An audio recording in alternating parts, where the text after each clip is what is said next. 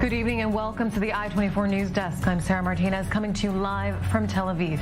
Today marks the 56th day of the war here in Israel. Fighting has resumed between the IDF and Hamas after the terror organization broke a week-long ceasefire early this morning, firing a barrage of rockets at southern Israel and failing to provide a list of hostages due for release by 7 a.m. In response, the IDF returned fire, hitting over 200 Hamas targets with a focus on Khan Yunis. In the past several hours, Hamas fired a barrage of rockets at central Israel for the second time today. Meanwhile, the Israeli army also struck Hezbollah terror cells operating in southern Lebanon after Lebanese terror group claimed responsibility for 5 attacks aimed at IDF posts, as well as the city of Kiryat Shmona in northern Israel. 136 hostages still remain in Hamas captivity. IDF spokesperson Daniel Hagari confirming tonight that 5 hostages have been killed while in Hamas captivity, including Ofir Tzarfati, whose body was returned to Israel yesterday in a special IDF operation. Over the past week, 105 hostages were released during the ceasefire, including 21-year-old Mia Shem, who was treated by a Gaza veterinarian while she was in captivity to treat her injuries. Take a listen to her father, David Shem, speaking to BFM TV. My daughter is back, and this is what is important. This beautiful girl is back. She looks fine. She came back. She finally came back. After 54 or 55 days, I don't even know. She's a special girl with great faith. She is a girl who respects her father and her mother and her brothers very much. She finally came back. And the most important thing is that all the captives return, because it is terrible what is happening. This is very important.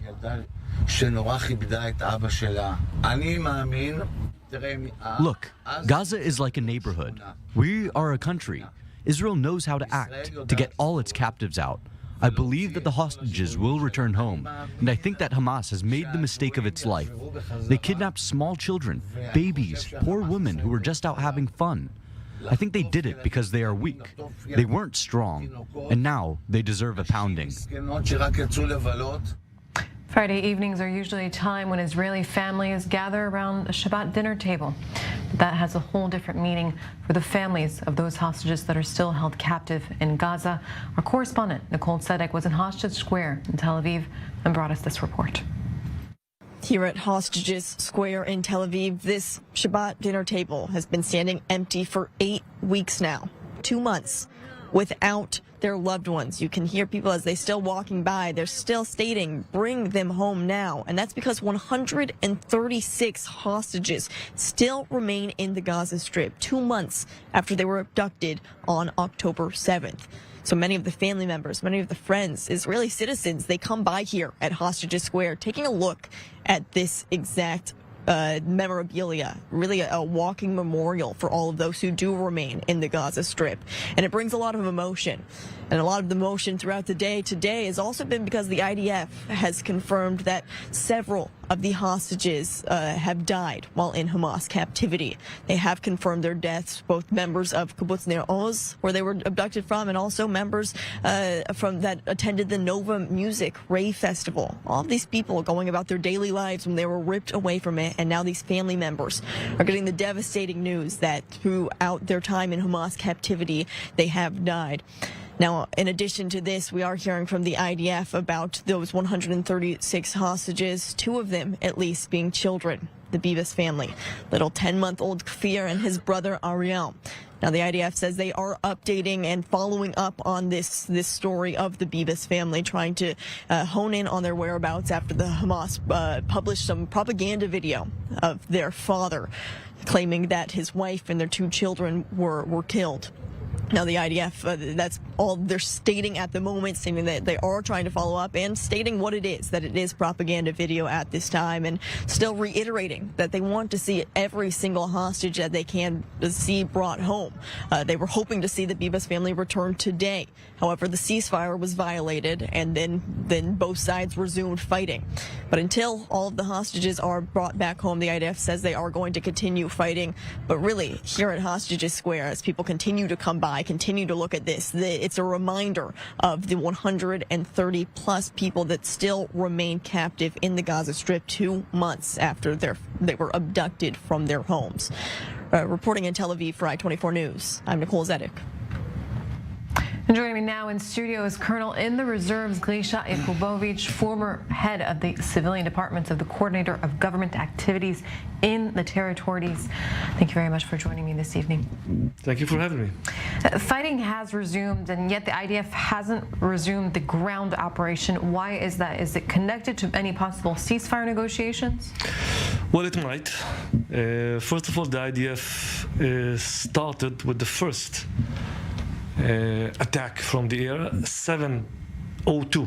It means exactly 2 minutes after the ceasefire was supposed to start again. It's to make sure that Hamas play no games. It means we meant what we've said as the IDF. The IDF, meanwhile, collected a lot of information, intelligence. As we can understand, during those days of the pause, it's not a ceasefire, it was a pause. Hamas terrorists and Palestinian Islamic Jihad terrorists traveled freely around the IDF in the places that they are located in the northern part of the Gaza Strip and in Wadi Gaza. And of course, they booby-trapped whatever they could booby-trap. So before you start your maneuver, you need to clean the area, so you do it from the air, and only then the maneuver will continue. On the other hand, there are probably some negotiations to continue the pause. There was just a call by Hamas senior, Osama Hamdan, that they informed an hour ago the mediators, Qatar in Egypt and to the United States, that they are ready to start the pause again. Okay, and that pause, which has the IDF itself has called it a ceasefire. How will the IDF tackle Hamas in the southern part of the Strip? Because that's going to be a much different type of battleground compared to the northern part of the Strip, which has been until now. Well, it's already started. We can see the creation of the reality at the end of the war. So we can see that there is a security perimeter that is being built. A fire perimeter being created by the IDF, and it looks like this is how it will be at the end of the war.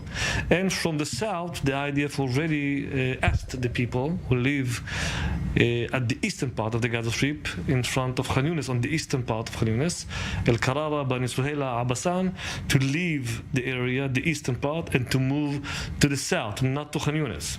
It means to reduce the amount of people that will be in Khan Yunis, that this is the second biggest district at the Gaza Strip, so to move to Rafah.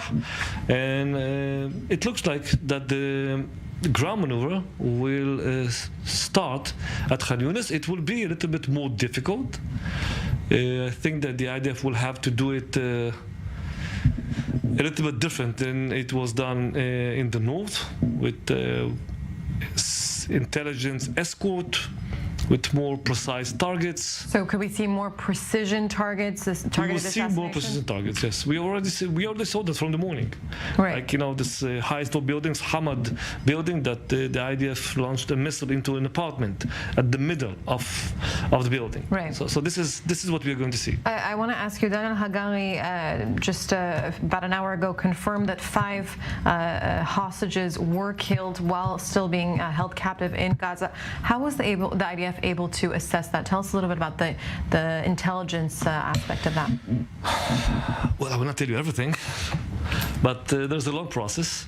The police is involved in that. Evidence, you find shirts, you find blood, you find videos, pictures. Have they been speaking to some of those released hostages? You mean in SIGINT from inside Gaza, other abilities, let's say intelligent abilities. And when you gather all the evidences together, there is a committee that also with rabbis that sit there. And when a decision like that is taken, it's usually almost 100%. That this is what happened. Okay, I want to take a quick listen to Defense Minister Yoav Gallant, who spoke earlier today. We don't have. In the past week, we prepared to expand the campaign out of our commitment to the return of the hostages and the recognition that we must change the reality in the south as well as in the north. As we promised, we are back and operational. This week, the scenes touched all of our hearts. Especially this week, I did not stop thinking about those who have not yet returned. The State of Israel is committed to winning the campaign, and victory includes both a supreme effort to return the hostages and ending the threat from Hamas. I would like to send reinforcements to the soldiers of the IDF and a big hug to all of the bereaved families and those who are still waiting for their loved ones. All the citizens of Israel are with you. We just heard Benny Gantz there, member of the Israeli War Cabinet there, speaking of victory. In your opinion, so far, how victorious, or I wouldn't say victorious, but how positive has this operation been so far? To who? Positive.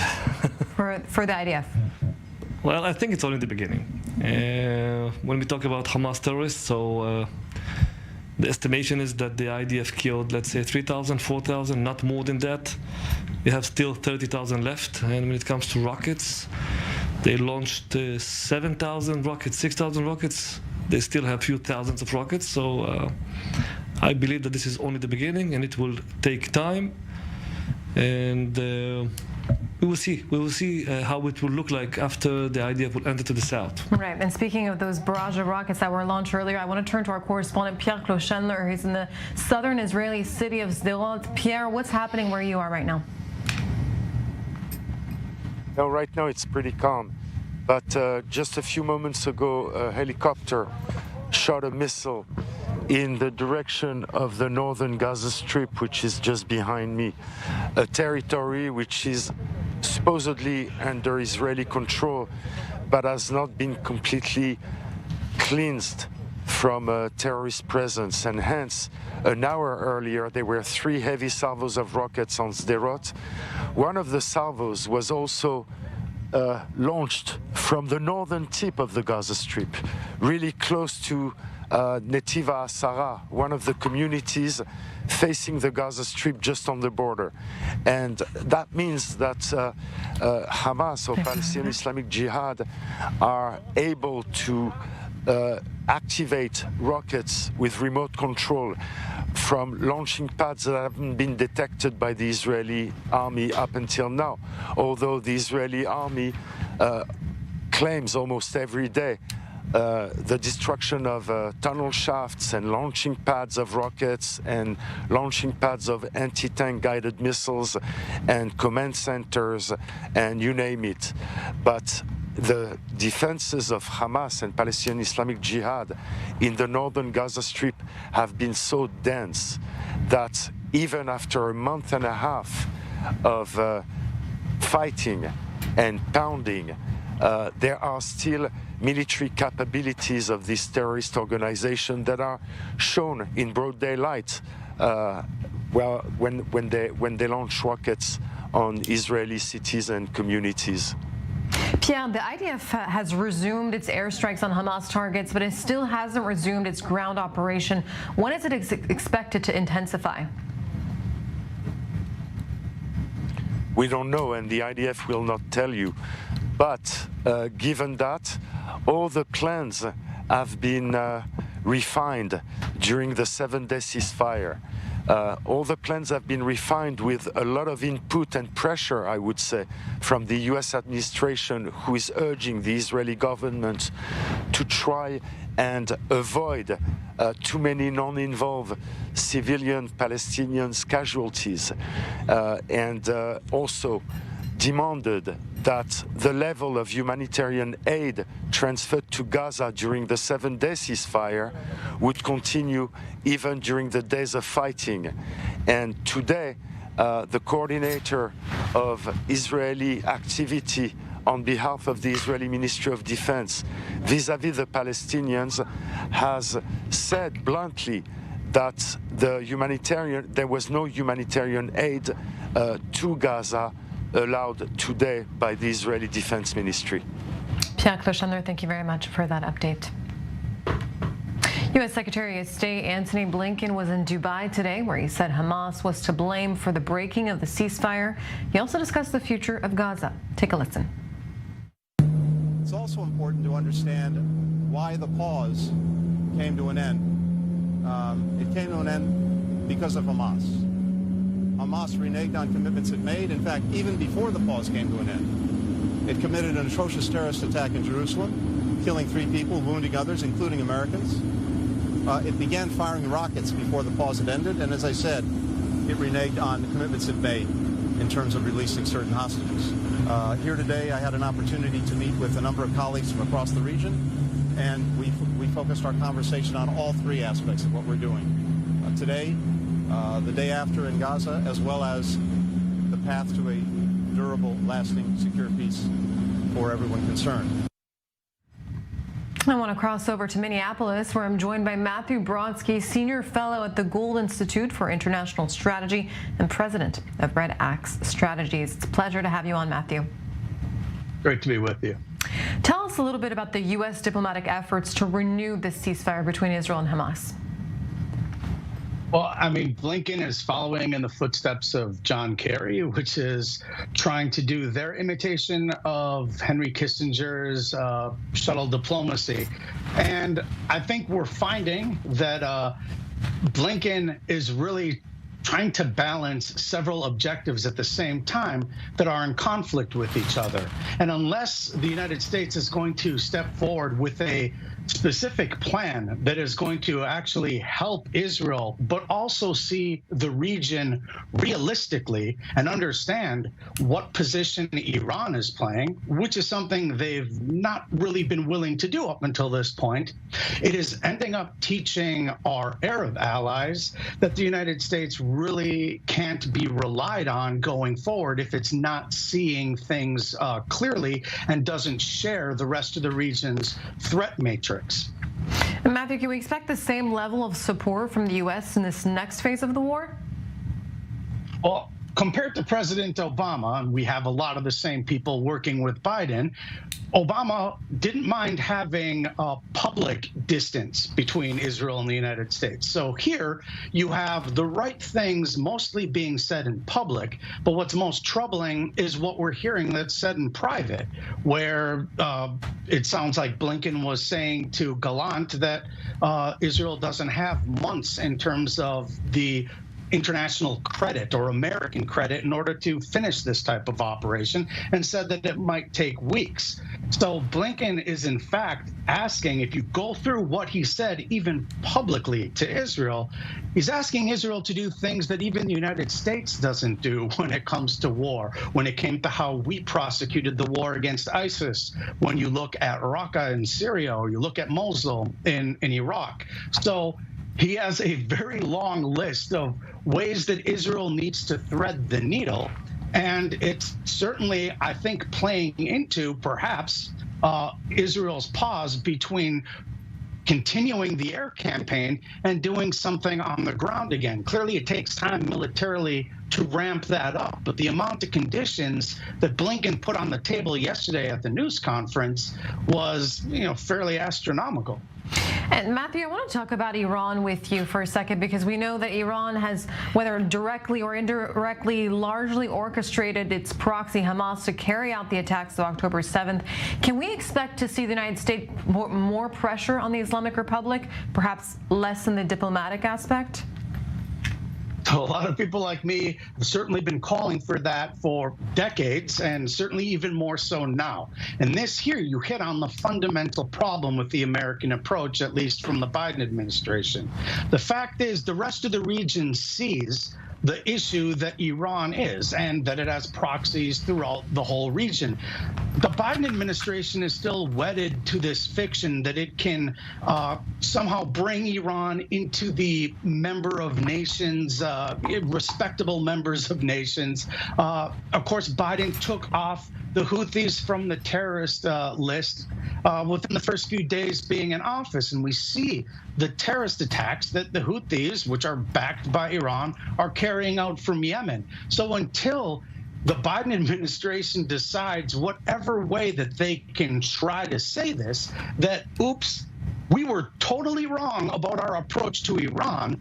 It's kind of showing Israel and the rest of the region that the United States is there to manage this problem, where what is needed actually in the Middle East, specifically for Israel, but also the Arab allies, is an actual paradigm shift from the Biden administration that clearly sees who the enemies are and then works to create a massive deterrent. Israel obviously understands this, but the Biden administration needs to understand that as it holds on to this fantasy of some two-state peaceful solution that it is driving home publicly, that only happens only if you have a massive deterrent from Israel that lets all enemies of peace understand that there will be a hell of a price to pay if you try to disrupt that progress. Matthew Brodsky, thank you very much for your insight this evening.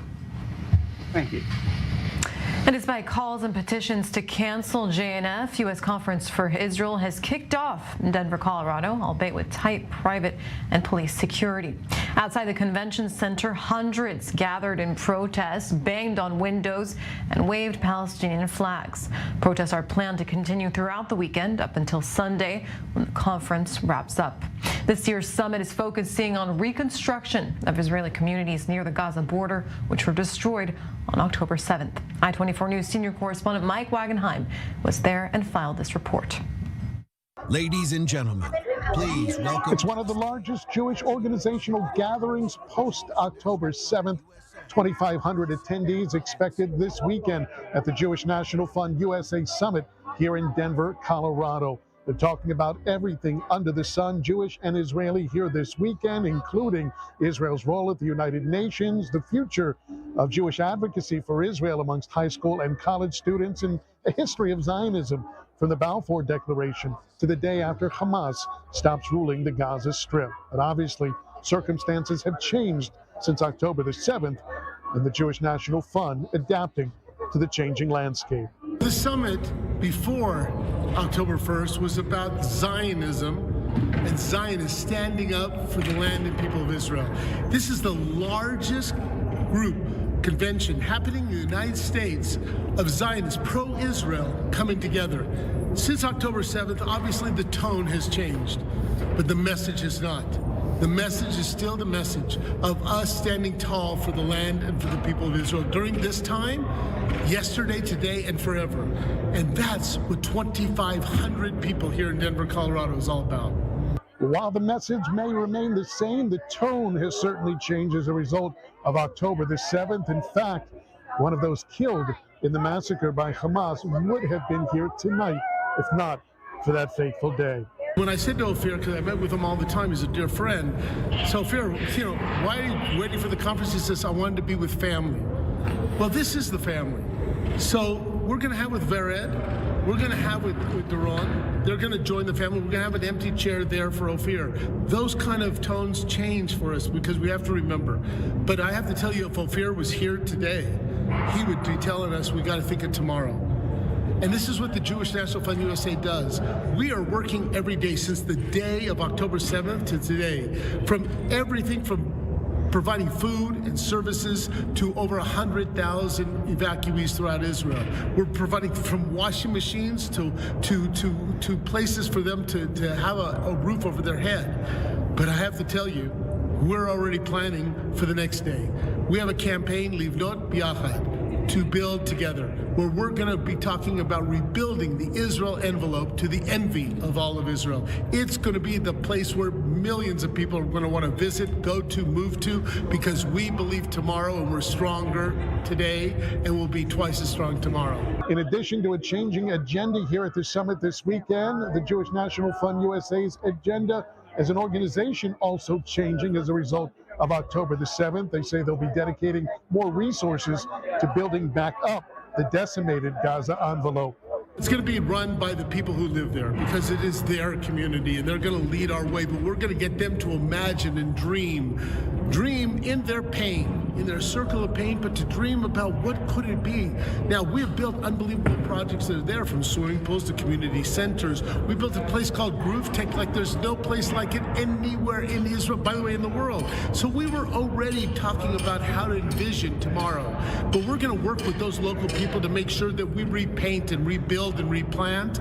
And then we're going to look at signature projects. We're going to build a sports center there that's going to have a top track and field and a soccer and lacrosse field with 1,000 people seating. And you're going to say, why? Well, maybe exhibition games at first for top soccer professional teams. For sure, the entire region and the children and everybody to play. But mark my words, Israel envelope, the Israel Cup, may be going to their professional team someday. Among those speaking on the opening night here at the summit, Colorado's Jewish governor, Jared Polis, along with Israel's ambassador to the United Nations, Gilad Erdan. Reporting here from the Jewish National Fund USA Global Conference for Israel in Denver, Colorado, Mike Wagenheim, I-24 News. And before we go out, I want to thank my guest here in studio, Grisha Yakubovich. Thank you very much for joining me this evening. And as the 56th day of the war comes to an end, I want to give you a quick update here. Fighting has resumed between the IDF and Hamas after the terror organization broke a week-long ceasefire earlier this morning. Hamas has fired 2 rounds of barrage of rockets towards the center of Israel, as well as, of course, southern Israel. Hezbollah also joining back into the fight, attacking the north of Israel 5 times today. The IDF has retaliated both against Hezbollah and in Hamas. Earlier, the IDF confirmed that 5 hostages have been confirmed dead. We're still in captivity in the Gaza Strip. We will be back tomorrow with more updates on the war unfolding here in Israel. I'm Sarah Martinez. Thanks for watching.